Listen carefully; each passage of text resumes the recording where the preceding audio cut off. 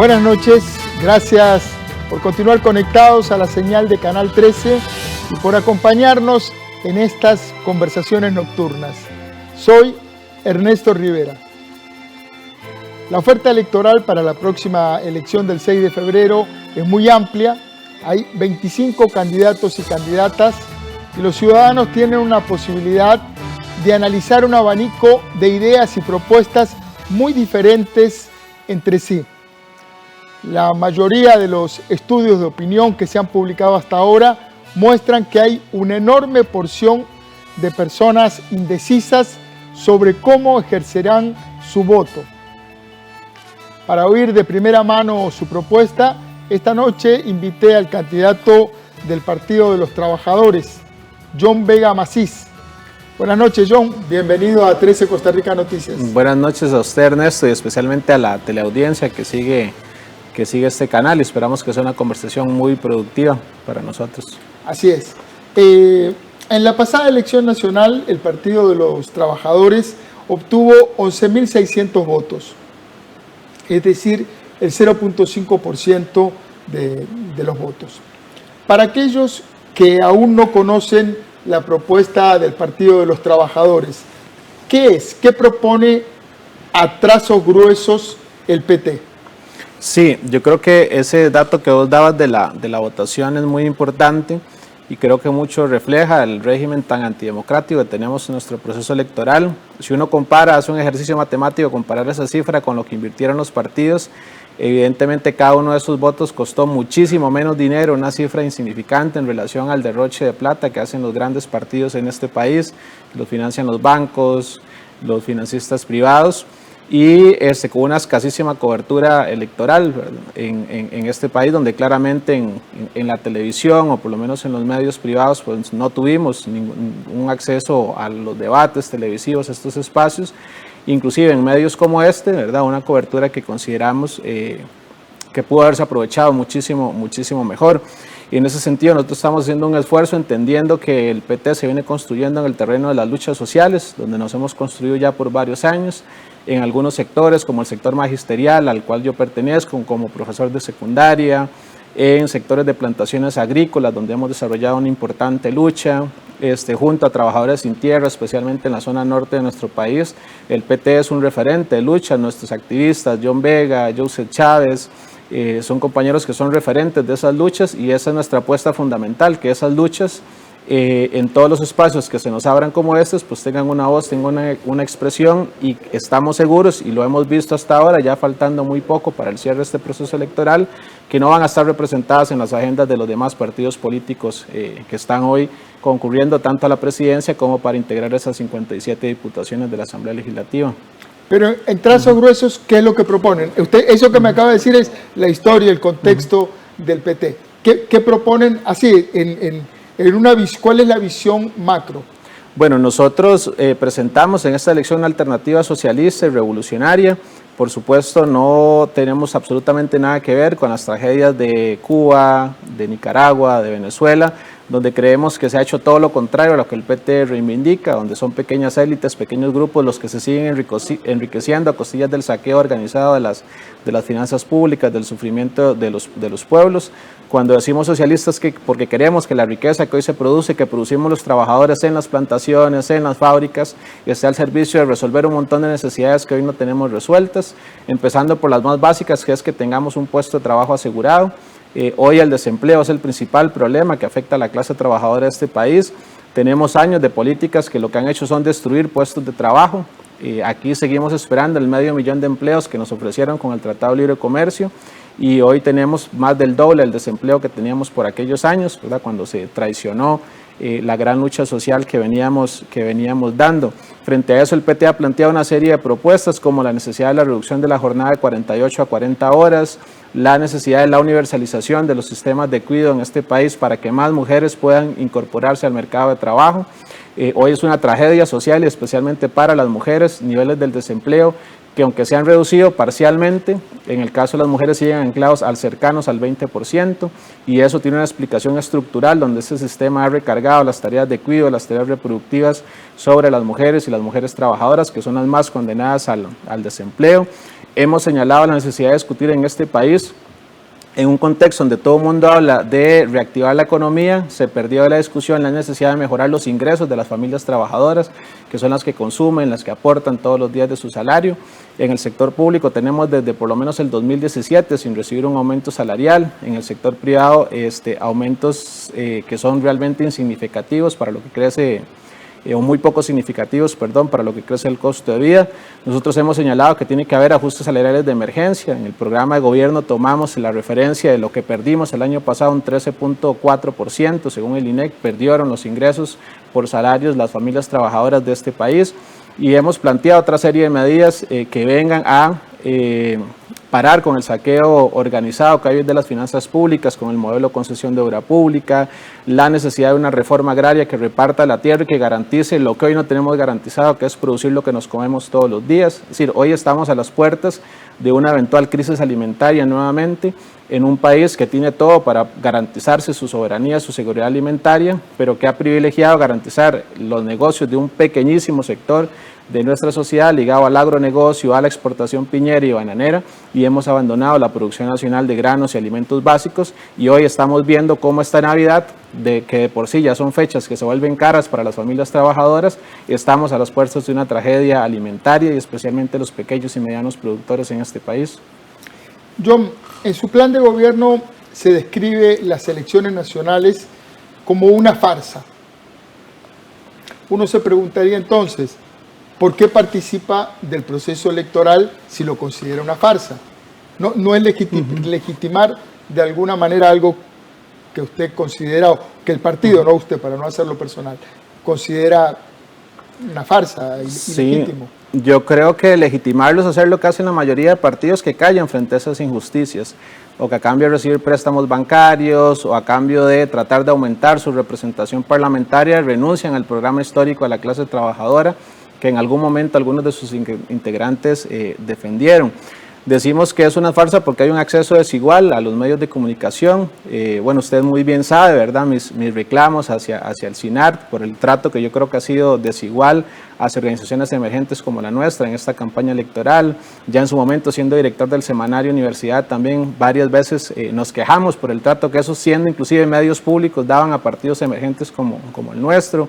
Recientemente se sacó una nota en el propio semanario a cargo de don Álvaro Murillo, quien colabora con usted en el programa de los miércoles, donde habla de organizaciones de izquierda y ni siquiera viene a referencia al Partido de los Trabajadores, y eso me parece que es una acción sistemática y organizada para invisibilizar y tratar de cercenar gran parte de la oferta electoral y reducirlo a 4 o 5 partidos que son los que se consideran potables para los grandes financistas, para las grandes casas encuestadoras y especialmente para las grandes televisoras en este país, que tienen un peso muy grande. Creemos que hay un mecanismo de financiamiento de los partidos que es profundamente corrupto, que básicamente sirve para enriquecer a algunos grandes bancos privados, ¿verdad? Hoy 2 grandes grupos banqueros como Promérica, BCT, son los que están concentrando la mayor parte del financiamiento de los partidos, definiendo a quién le prestan, a quién no. Dos grandes televisoras concentran la mayor parte de la pauta publicitaria, y en los hechos, quien no está en ese debate, para 6 de cada 10 electores sigue siendo muy definitorio quién aparece en esta pequeña cajita llamada televisión, donde este espacio público que nosotros defendemos, creemos que hay que fortalecer, es muy importante, pero sabemos que sigue siendo una competencia desigual, y por eso decimos que es una farsa, porque al final no hay posibilidad de que la gente tome una decisión sobre la base de conocer, de que hayan profundos debates políticos, donde se discutan las verdaderas salidas, y los debates electorales terminan siendo especies de quien trata de hacerse menos daño posible para aparecer como la opción más potable para las 16 grandes familias que dirigen este país, y renunciando a todas las reivindicaciones que plantea la clase trabajadora. Por supuesto que en un sistema como este, con tan poquísimo acceso a los medios, con tan poquísimo acceso al financiamiento, con tan poquísimo tiempo para hacer campaña. Sí, yo digo que yo soy profesor de día y candidato de noche,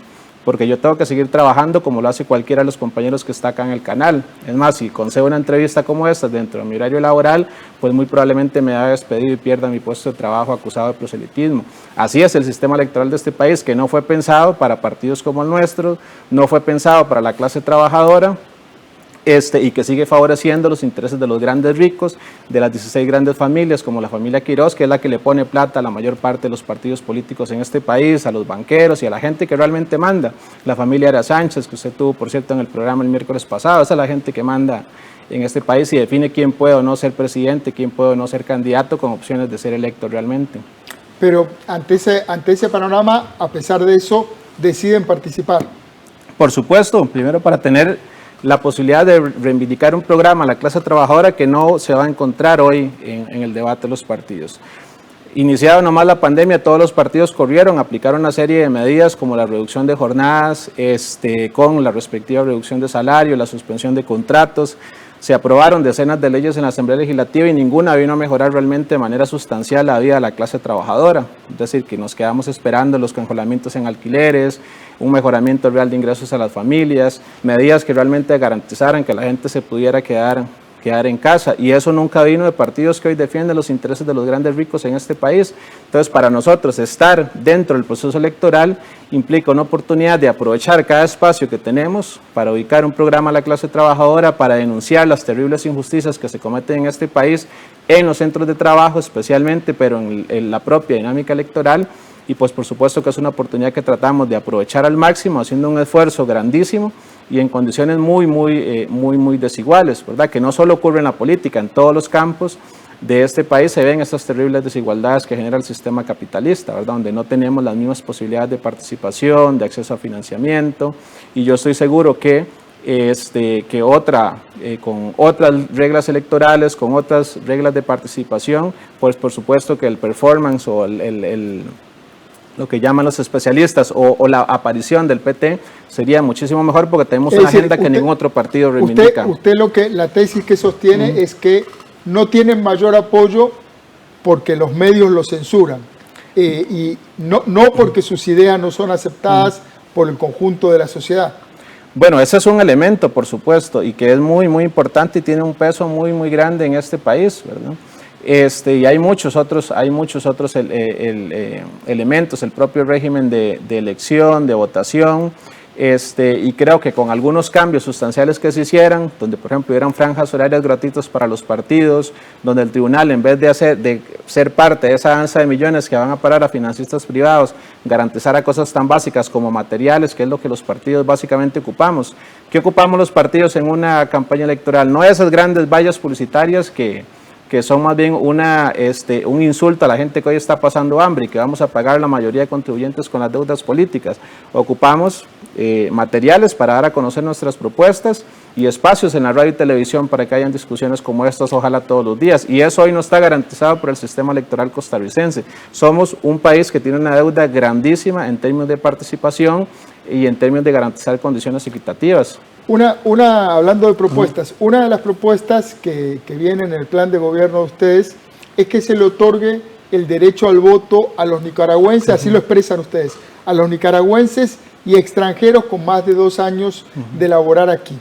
Y además agregan que proponen bajar la edad de voto a los mayores de 15 años. ¿Podría argumentar estas propuestas? Sí, por supuesto.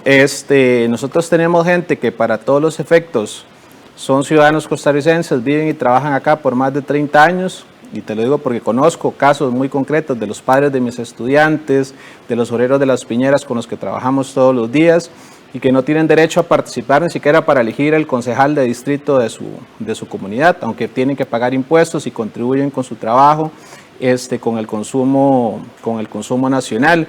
Y esto ocurre de esta manera entre muchas otras razones, porque acá regularizarse, lo que llamamos regularizarse, que es una palabra que a mí personalmente no me gusta mucho, es profundamente caro, tiene que estarse renovando periódicamente y depende muchas veces de que un patrono te dé una carta de trabajo que la mayoría de patronos niegan, porque implica reconocer la relación laboral que hay con ese trabajador. Muchos países del mundo, recién esta semana, si no me equivoco, me parece que en Nueva York se anunció la posibilidad, producto después de una gran presión de las organizaciones a favor de los migrantes de permitir la participación, el voto en las elecciones municipales. Entiendo que en otros países como Francia, donde hay un componente migratorio muy importante, también eso es posible, y creemos que eso es una deuda histórica que hay en un país que es multiétnico, pluricultural y multinacional, ¿verdad? Y donde la clase trabajadora, especialmente la clase trabajadora nicaragüense, cumple un papel destacado y fundamental. Y lamentablemente vivimos en una sociedad donde a quien se penaliza es al migrante pobre, ¿verdad? Es al nicaragüense pobre que tiene que venir a trabajar acá, que entrega su sudor, su sacrificio. Sobre el voto y la participación juvenil creemos que es fundamental, es decir, hoy está en discusión de mayores a partir de los 15. A partir de los 15 años. Primero porque ya se reconoce que una persona es apta para trabajar a partir de los 15 años. En determinados oficios, y por eso vemos ahora en las ventas de temporada ingresando a muchos de estos jóvenes desde muy tempranas edades a trabajar legalmente, porque ya el Código de Trabajo. Bueno, si vos puedes trabajar a partir de esa edad, deberías poder votar y participar.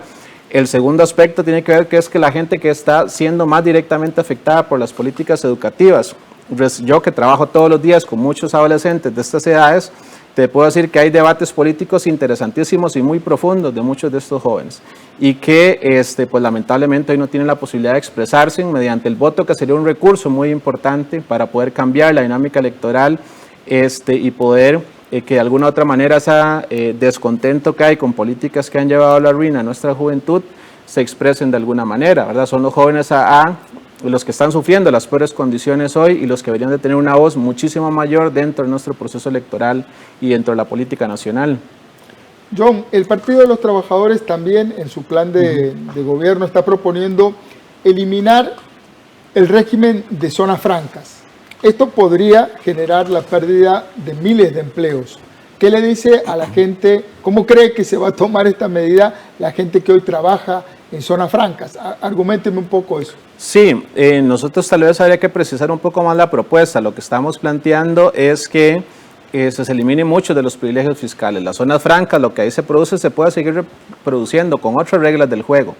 Y que eso no lo está planteando el PT por ser una organización de izquierda, ¿verdad? Es decir, las grandes potencias en el mundo vienen discutiendo la necesidad de poner bases mínimas contributivas a las grandes corporaciones multinacionales que mueven sus inversiones países por países y sometiéndonos al chantaje fiscal, al chantaje salarial para aceptar condiciones de semi-esclavitud, y han señalado la necesidad de que haya una base mínima inclusive contributiva a estas grandes empresas. Entonces lo que ahí se produce se puede seguir produciendo. El tema es la gran desigualdad que existe y que no es posible que un país, yo como empleado público, aporte más de renta que una gran empresa de zonas francas multinacional que está instalada en nuestro país y que tiene un montón de privilegios, no solo privilegios fiscales. Entiendo el punto. El otro punto o la contraparte de esa propuesta es que en realidad usted dice condiciones de semi-esclavitud para la gente que trabaja en zonas francas. En general, la gente que trabaja en zonas francas tiene acceso a una franja salarial usualmente superior al promedio de los empleados privados. Sí, y porque especialmente se contrata, esa es parte de la contradicción. Cuando te ponía el ejemplo de por qué no tenemos que aceptar este tipo de chantajes, es porque es parte de lo que andan haciendo las grandes corporaciones por el mundo, no solo en Costa Rica, en Centroamérica, etcétera. Casualmente, una de las muchas razones por las que esas empresas están acá no es solamente el régimen de privilegio fiscal que existe, que no tiene ningún otro pequeño productor, no tiene ningún otro pequeño empresario como sí lo tienen ellos. Y están aquí entre uno de los muchos aspectos por el tema del personal que pueden contratar. Por ejemplo, te digo, yo trabajo en un colegio técnico y nuestros estudiantes son sumamente cotizados porque salen hablando 2 o 3 idiomas de una institución educativa pública. La gran paradoja es que esas empresas no aportan un 5 para formar a esos estudiantes y deberían de aportar o no. Bueno, creemos que ese es un debate democrático que hay que hacer en este país y es parte de las grandes paradojas. Acá Costa Rica fue tierra arrasada durante la pandemia. Sí, la economía se deprimió, crecimos por debajo, un crecimiento negativo por debajo del 4%. El régimen de zonas francas siguió creciendo en promedio el 16%, la industria médica casi un 45%, y nunca se discutió aquí la necesidad de que esos sectores dieran por lo menos, no digamos eliminar ese régimen de privilegio, un aporte por lo menos temporal de emergencia, como hicieron muchas instituciones públicas como el INSS, que fue una de las que más aportó en fondos para el bono proteger. Y no se hizo porque evidentemente ese argumento de que quien más tiene pague más, ¿verdad? En este país dejó de ser parte de la discusión política, y los sectores que más vienen creciendo en la economía no están dispuestos a aportar ni siquiera de manera temporal para resolver problemas que son los propios problemas que esos sectores van a enfrentar, como el financiamiento de nuestro sistema educativo. John, también proponen, y voy haciendo un paneo por distintos puntos del programa, también proponen bajar la edad de pensión a 60 años para los hombres y a 55 años para las mujeres. Suena muy atractivo, pero todos los estudios actuariales de la Caja señalan que el régimen de pensiones está colapsado. ¿Cómo financiarían ese cambio en la edad de pensión? Sí, bueno, primero hay varios aspectos que son muy importantes, ¿verdad? Uno, evidentemente, con las dinámicas de contribución y el traslado que se viene haciendo sobre las familias trabajadoras en los regímenes de pensiones, evidentemente es un régimen que lo están condenando a la quiebra.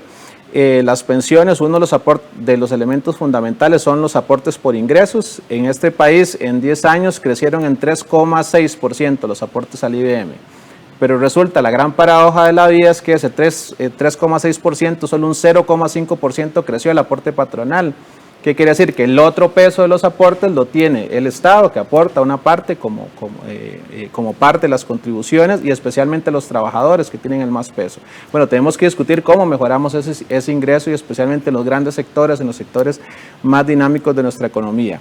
La otro aspecto que se dejó de discutir hace mucho tiempo en nuestro país es que en una economía con el 44% de la clase trabajadora en la informalidad, donde se destruyen puestos de trabajo, va a ser imposible aumentar la base contributiva para el IBM y como régimen de pensión fundamental en este país. Creemos que hay que abordar la perspectiva de una responsabilidad solidaria que tiene el Estado, los distintos actores económicos, sobre la jubilación y sobre los adultos mayores, que pasamos a ser muchos y algún día llegamos a alcanzar la jubilación.